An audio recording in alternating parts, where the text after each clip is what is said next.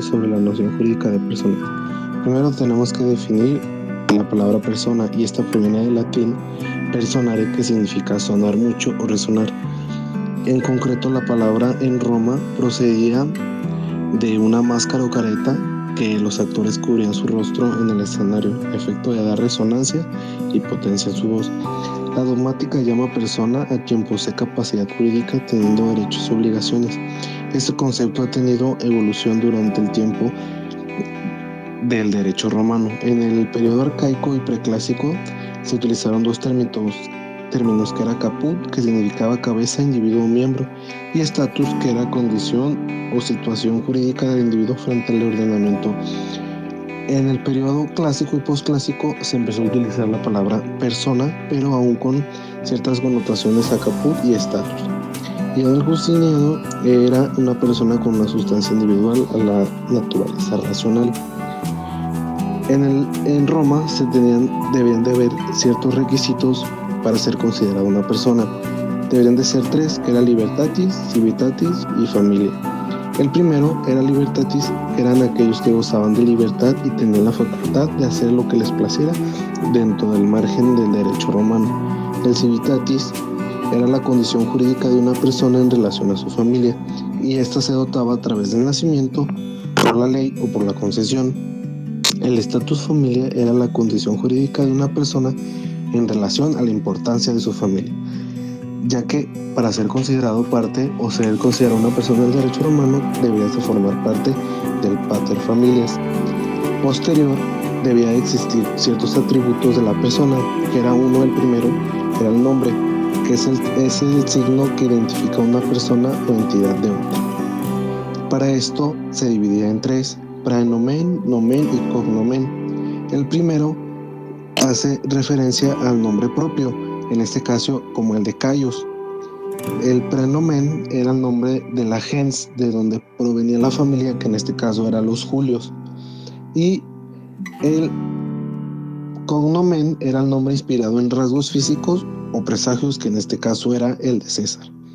Posteriormente tenemos el de domicilio, que es el lugar donde una persona tiene el centro espacial de su existencia, y existen tres clases de domicilios, que el origen se adquiere por nacimiento o sería el lugar del padre, el voluntario el lugar donde trasladó el centro de su vida, y el legal, que son por temas de impuestos ilegales eran requeridos por la autoridad.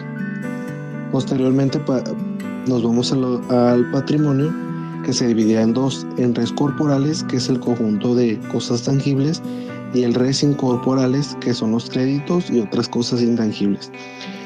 Después pasamos a personalidad jurídica, que es la condición de tener aptitud para ser sujeto de derecho. Este se divide en dos: en capacidad de goce, que es la aptitud de una persona para adquirir derechos y obligaciones, y la capacidad de ejercicio, que es la posibilidad de ejercerlos y cumplirlos por sí mismo. Aquí se divide las personas en dos: en personas físicas y en personas jurídicas o morales.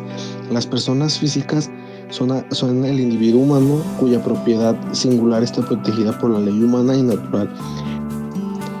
Las personas jurídicas son las entidades distintas a las personas físicas y que persiguen fines comunes colectivos. Se dividían en dos: en público, que era el Estado, que era el soberano, y privadas, que eran las fundaciones que se creaban para algún fin en específico. Posteriormente pasamos al parentesco. Este era el vínculo que se establece entre dos o más personas basado en el origen del origen establecido por ley. Se dividía en agnatio, cognatio y afinidad.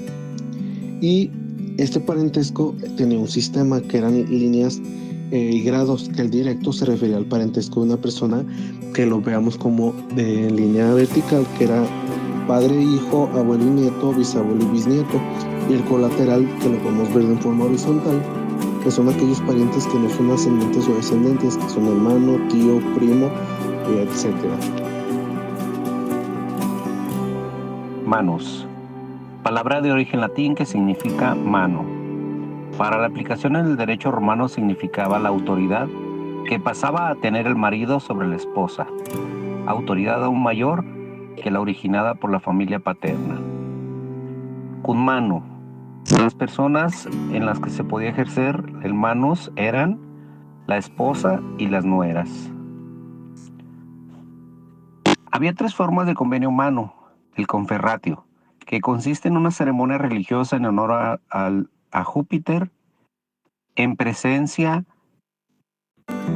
de 10 testigos, donde los contrayentes debían comer pastel de trigo y recitar palabras solemnes. Esto se hacía para que los hijos fueran dignos de acceder a la dignidad sacerdotal. Ipso facto, significado por el hecho mismo, algo que ocurre de manera inmediata. Coentio, acto solemne donde interviene el pater familias de la novia, donde se realiza la compra ficticia de la mujer a través del mancipatio. Otro era el usus. Este se configuraba con el hecho de convivir ininterrumpidamente con el marido por 1 año y adquiere ipso facto, la mano de la mujer. Pero si la mujer se ausentaba por 3 noches seguidas del lecho conyugal, evitaba entrar en categoría de manos. La patria potestad es el poder que ejerce el pater familias sobre sus hijos, llamados filius familias. Originalmente, el pater ejercía un poder ilimitado en lo económico y judicial, cuya finalidad es la protección, mantenimiento y asistencia de los hijos menores o incapaces. Existen diferentes formas de adquirir la patria potestad sobre los hijos. Una es del nacimiento natural. Estos son los hijos nacidos durante las nupcias. Otra es por adopción. La adopción se divide en adopción plena y minus plena. La plena es aquella que pasa de una familia a otra perdiendo sus derechos agnacticios. Adquiere un nuevo nombre, derechos gentilicios sucesorios de la nueva familia. Y la minus plena, el filius familias no pierde sus lazos familiares de origen, por lo que no pierde sus derechos sucesorios. Sigue bajo la patria potestad de su propio pater familias, por lo que no sufre una capitis de mutio mínima. Extinción de patria potestad. Muerte del pater familias. Otra es si el padre se convierte en esclavo, los filius familias se convertirán automáticamente en sui irius, que son las personas que obtienen sus propios derechos. Matrimonio cum manu, de las hijas o nietas, ya que entran a la patria potestad del marido o del pater familias, del marido. Emancipación. El pater familias libera mediante un mancipatio. El filius familias sale de su familia de origen y pierde toda relación jurídica respecto de ella, convirtiéndose en un sui iuris. Por prostituir a su hija o por cometer incesto con ella, adopción plena y adrogación. Otras uniones de carácter matrimonial. El matrimonio se define como la unión del varón y de la mujer que comprende el comercio indivisible de la vida. 1. Capacidad natural. 2. Capacidad legal. 3. Consentimiento de ambos contrayentes. Esto es, su voluntad efectiva y continua de estar unidos en matrimonio. 4. Consentimiento de los pater familias si los contrayentes son alieni iuris. Impedimentos.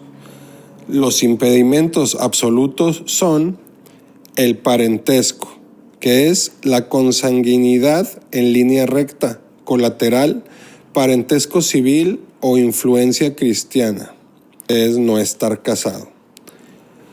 Otro tipo de impedimento son los relativos, que quieren decir por adulterio, rapto, relación de curatela o tutela, diferencias religiosas, diferencias de rango social